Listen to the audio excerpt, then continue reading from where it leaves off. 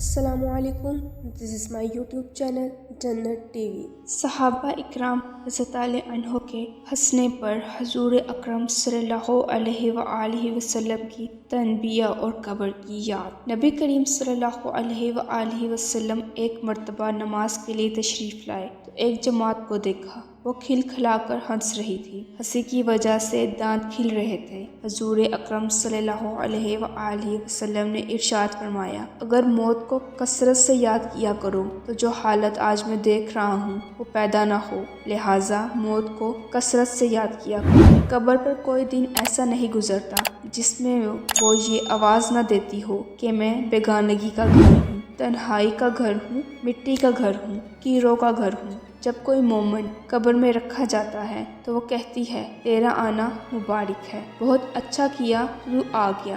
جتنے آدمی زمین پر چلتے تھے تو ان میں سب سے زیادہ مجھے پسند تھا۔ آج جب تو میرے پاس آیا ہے، میرے بہترین سلوک کو دیکھے گا۔ اس کے بعد وہ قبر جہاں تک مردے کی نظر پہنچ سکے وہاں تک وسیع ہو جاتی ہے اور ایک دروازہ اس میں جنت کی طرف سے کھول دیا جاتا ہے، جس سے وہاں کی ہوا اور خوشبو اس کو آتی رہتی ہے۔ اور جب کوئی بدکار قبر میں رکھا جاتا ہے تو وہ کہتی ہے، تیرا آنا نامبارک ہے، برا کیا جو تو آیا۔ زمین پر جتنے آدمی چلتے تھے ان سب میں تجھی سے سب سے زیادہ نفرت، آج جب تو میرے حوالے ہوا ہے میرے برتاؤ کو بھی دیکھ لے۔ اس کے بعد اس طرح سے اس کو دباتی ہے کہ اس کی پسلیاں آپس میں ایک دوسرے میں گھس جاتی ہیں اور 70 اژدھے اس پر ایسے مسلط ہو جاتے ہیں، اگر ایک بھی زمین پر پھونکا مارے تو اس کے اثر سے زمین پر گھاس تک باقی نہ رہے، وہ اس کو قیامت تک ڈستے رہتے ہیں۔